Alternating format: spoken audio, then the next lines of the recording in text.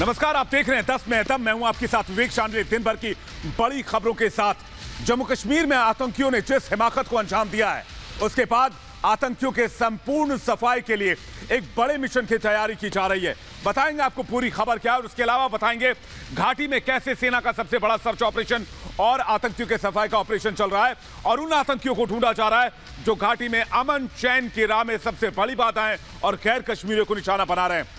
तो वो साथ ही आपको बता दें कि रिपब्लिक भारत आपसे जुड़े हर एक मुद्दे की आवाज उठाता है, तो आप भी अपनी आवाज उठाएं और रखें अपने विचार कू ऐप पर।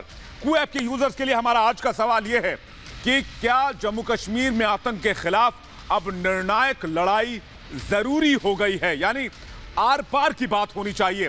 क्या ये फैसला लेने का वक्त आ गया है और पाकिस्तान पर संपूर्ण बैन लगाया जाना चाहिए? अभी डाउनलोड करें कू ऐप, रखें अपने विचार अपनी भाषा में। इस सवाल का जवाब हम आपको कार्यक्रम के अंत में दिखाएंगे, लेकिन उससे पहले आपको बता दें कि हिटलिस्ट तैयार की गई है। जम्मू कश्मीर पुलिस के जवानों और सेना के जवानों ने आतंकियों की हिटलिस्ट रेडी की है। कैसे आतंकियों का सफाई किया जाएगा बताएंगे आपको, लेकिन उससे पहले एक बड़ी खबर आपको बता दें। गृह मंत्रालय की मैराथन बैठक लगातार जारी है। गृह मंत्रालय की मैराथन बैठक चल रही है जिसमें जम्मू कश्मीर के हालात को लेकर चर्चा की जा रही है। गृह मंत्री की बड़ी बैठक जारी है। एनएसए समेत सभी राज्यों के डीजीपी, आईजी मौजूद हैं। खुफिया विभाग के प्रमुख भी बैठक में मौजूद हैं। जम्मू कश्मीर समेत कई मुद्दों पर बैठक हो रही। करीब 8 घंटे से गृह मंत्री ये बैठक ले रहे हैं।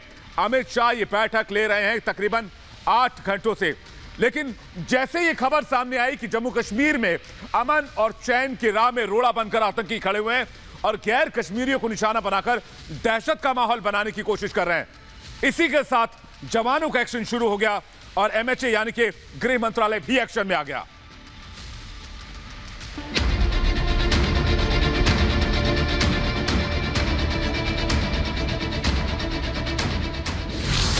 आतंकियों के सर्वनाश का ब्लूप्रिंट रेडी। जम्मू कश्मीर में आतंकियों के सर्वनाश के लिए मास्टर प्लान तैयार हो चुका है। गृह मंत्री अमित शाह ने आतंकियों पर नकेल कसने के लिए उच्च स्तरीय बैठक की है। गृह मंत्री अमित शाह के आवास पर हुए इस बैठक में सभी राज्यों के डीजीपी और पुलिस प्रमुख शामिल हुए। आतंकवाद पर संयुक्त प्रहार करने के लिए सभी राज्यों के पुलिस ने गृह मंत्री अमित शाह से जानकारी भी साझा की है।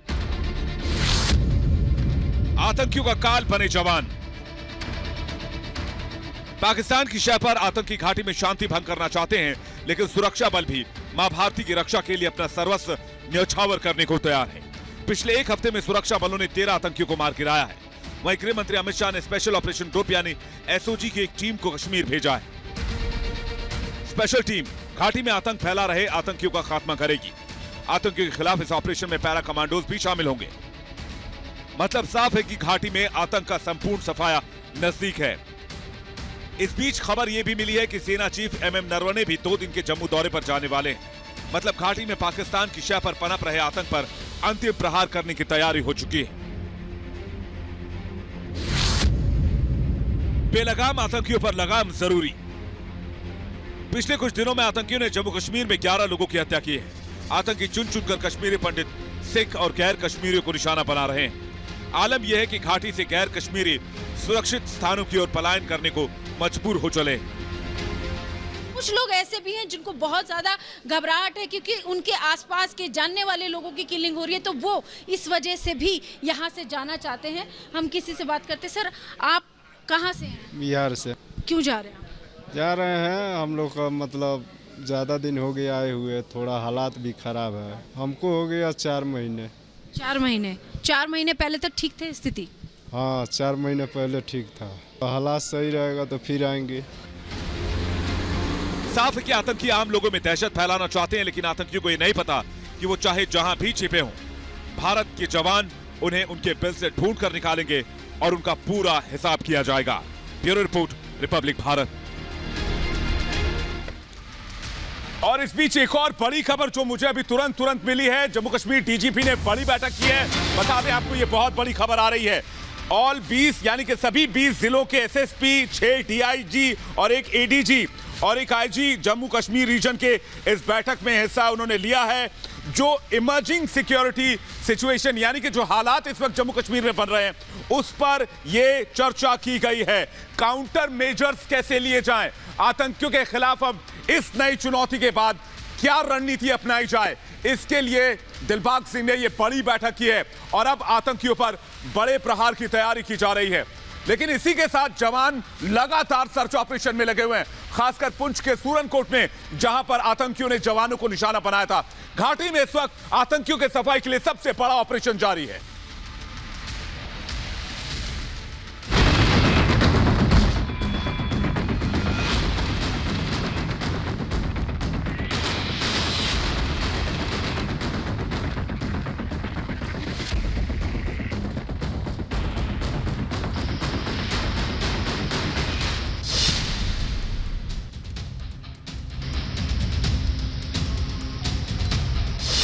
आतंकियों के सफाई में जुटे जवान।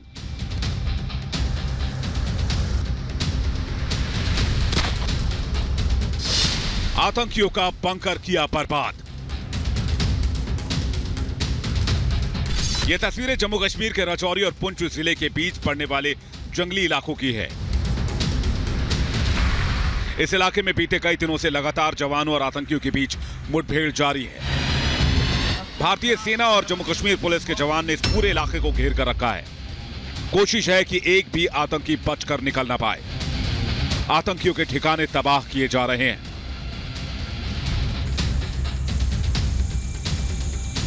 इस इलाके में आतंकियों के हमले में अब तक 9 जवान शहीद हो चुके हैं। माना यह जा रहा है कि आतंकियों को कड़ी ट्रेनिंग मिली है और हो सकता है कि इसमें पाकिस्तानी सेना का भी हाथ हो। इस पूरी साजिश का सफाया करने के लिए ऑपरेशन में हेलीकॉप्टर की मदद भी ली जा रही है। इस इलाके में इतने दिनों तक ऐसा ऑपरेशन पहले कभी नहीं चला है। के भाटादूरिया में चल रहे एनकाउंटर के 8वें दिन सुरक्षा बलों ने आतंकियों के उन ठिकानों को तबाह किया जहां छिपकर लगातार आतंकी सुरक्षा बलों को निशाना बना रहे थे। लगातार 7 दिन तक इस इलाके की सर्विलांस की गई। डिजिटल एविडेंसेस और उसके साथ साथ एरियल सर्वे के दौरान आतंकियों की जिस पिन पॉइंट लोकेशन का पता चला, उस पर सुरक्षा बलों की तरफ से बमबारी की गई। स्पेशल ऑपरेशन ग्रुप यानी एसओजी के जवानों को यहां भेजा जा रहा है। पिछले 1 दशक में इतना लंबा ऑपरेशन इस इलाके में नहीं देखा गया। तेज बारिश और घने जंगलों की वजह से जवानों को ऑपरेशन कंटिन्यू करने में काफी दिक्कत भी आ रही है। आतंकियों और सुरक्षा बलों के बीच मुठभेड़ जो है वो पुंछ में अभी भी जारी है और लगातार आप यहां पर देखेंगे तो सेना जो है वो ट्रेसर्स के माध्यम से इस ऑपरेशन को अंजाम दे रही है। देर रात ये ऑपरेशन चल रहा है। लगातार 8 दिन से यहां पर ऑपरेशन जो है पुंछ के भटादूरिया इलाके में जारी है और यहां पे आप देखेंगे अब ट्रेसर्स की मदद से जो है आतंकियों की लोकेशन को ट्रेस करने की कोशिश है और कोशिश ये भी है कि आतंकी यहां से ना भाग पाए और यही कारण है कि अब ट्रेसर्स यहां पर भारतीय सेना की तरफ से इस्तेमाल किए जा रहे हैं, स्पेशल फोर्सेस की तरफ से, ताकि ऑपरेशन जो है वो जल्द से जल्द खत्म किया जा सके।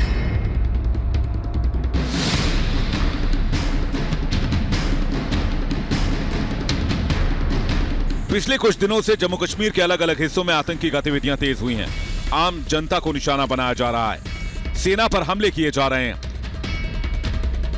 पिछले हफ्ते एक जेसीओ समेत सेना के 5 जवान उस वक्त शहीद हो गए जब आतंकवादियों ने पुंछ के सूरनकोट वन में सेना के गश्ती दल पर हमला कर दिया था।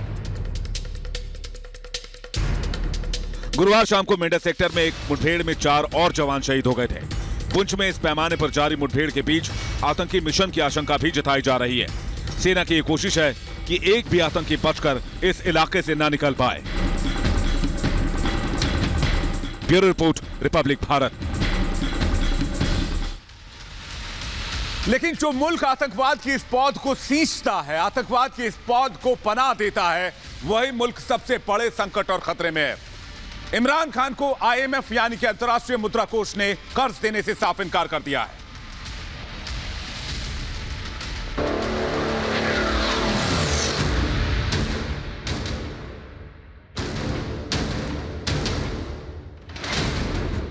आतंकियों से यारी पाकिस्तान को पड़ी भारी।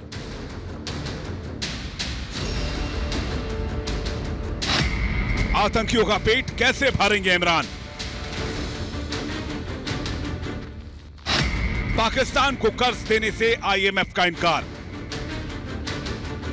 कर्ज के बोझ तले दबा पाकिस्तान पाई पाई के लिए मोहताज हो रहा है। पाकिस्तानी रुपए की कीमत कौड़ियों के भाव हो गई है।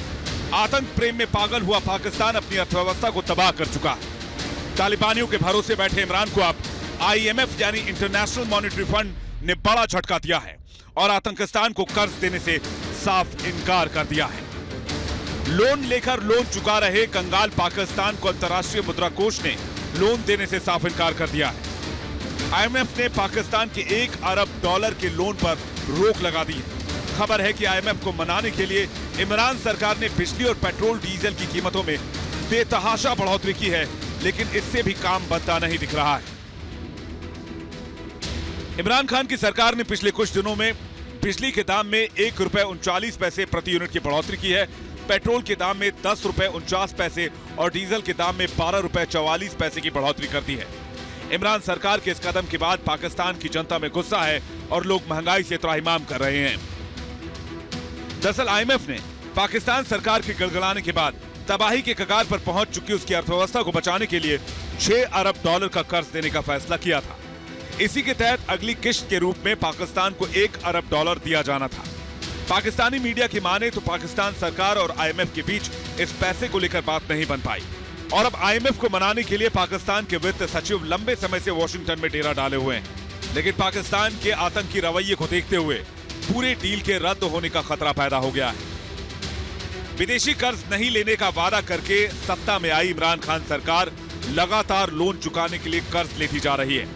हाल ही में पाकिस्तान की संसद में इमरान खान ने कबूल किया कि अब हर पाकिस्तानी के ऊपर ₹1,75,000 का कर्ज है, यानी इमरान ने नया पाकिस्तान तैयार कर दिया है जो कर्ज के महाजाल में फंसा हुआ नजर आ रहा है। Bureau report, Republic Bharat.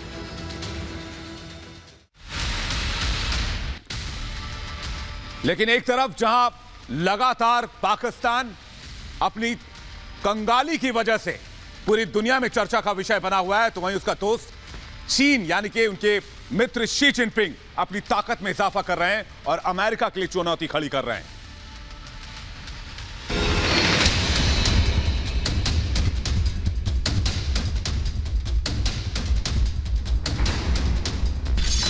Super power को लेकर दो महाशक्तियों में जंग। चीन ने टेस्ट की हाइपरसोनिक मिसाइल। जिनपिंग की चाल से बाइडेन के उड़े होश।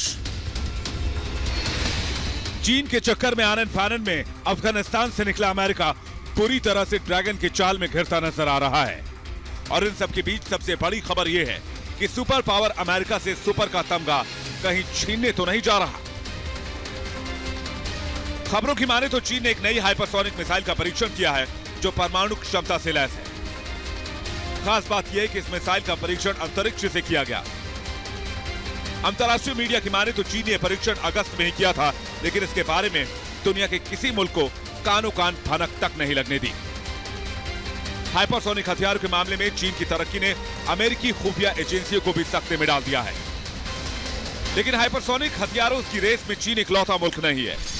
चीन के अलावा अमेरिका, रूस, उत्तर कोरिया समेत कम से कम 4 मुल्क हाइपरसोनिक मिसाइल की तकनीक पर काम कर रहे हैं। दरअसल हाइपरसोनिक मिसाइलें बैलिस्टिक मिसाइलों की ताकत से कई गुना आगे होती हैं। बैलिस्टिक मिसाइलों की तरह ही हाइपरसोनिक मिसाइल परमाणु हथियार से लैस होती हैं और इन्हें ले जाने में सक्षम होती हैं।